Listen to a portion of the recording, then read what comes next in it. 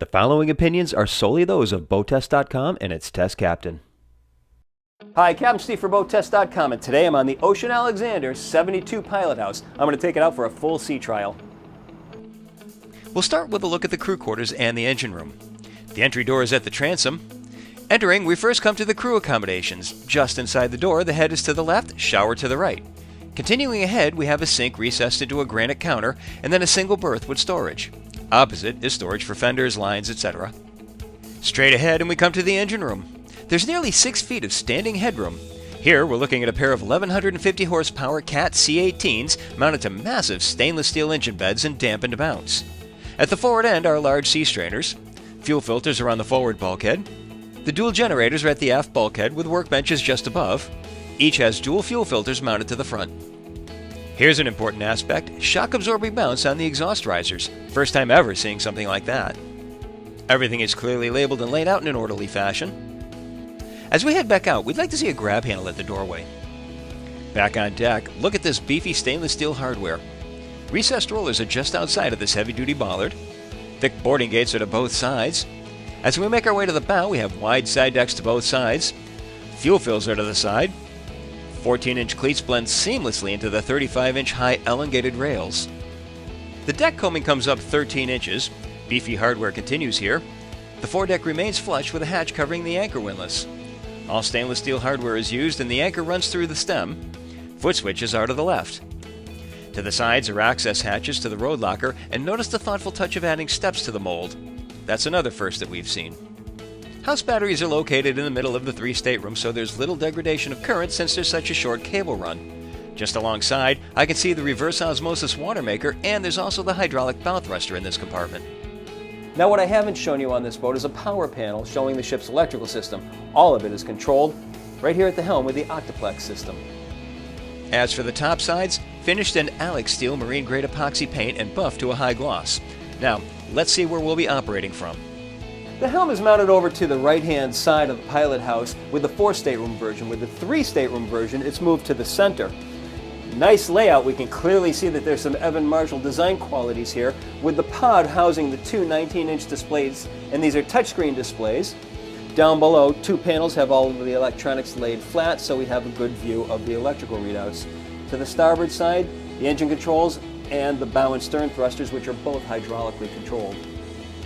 Now, of course, the seat is completely adjustable and it has flip-down armrests, and here's a feature we're seeing more and more of, and I like it. Controls for the electronics on the armrest. Now just to the side is a watertight door. This gives the helmsman a full view of the side of the boat when docking. Now, I would like to see these controls move to this position here so that I can still maneuver the boat while having a clear view up and down the entire length. Plus, it would also allow me to have an easier reach of the controls from the helm seat. So not only do we have the convenience of maneuverability with a starboard side door next to the helm, to the opposite side there's another watertight door. And here's a convenient feature. Both have bug screens for ventilation while we're underway. Now the flying bridge helm is easily accessible from this pilot house deck because there are 2 flying bridge access points. One in the aft deck, one right here at the pilot house. The hatch is glass enclosed and there are 3 latches. I would really like to see them all interconnected. Now with the flying bridge helm, 2 helm seats give us another set of eyes looking forward.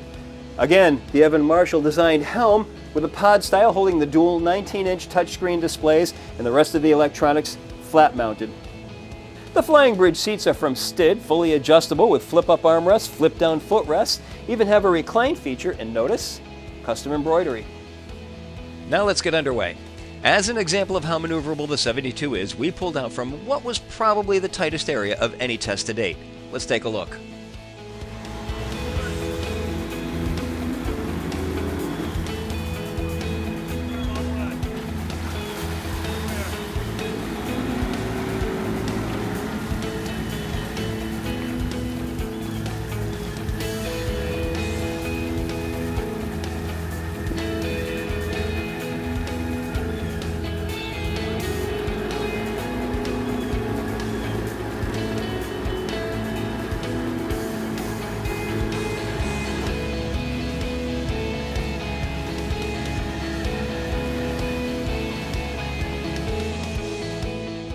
Now that we're free to navigate, let's go over the numbers. With the Cat C-18s turning 40-inch diameter by 38.5 pitch Hongshen Nibral propellers, we reached a top speed of 22.7 knots at 2350 RPM. At that speed, we were burning a combined 118 gallons per hour, giving us a range of 260 nautical miles. Best cruise is basically subjective to how far the boat needs to run.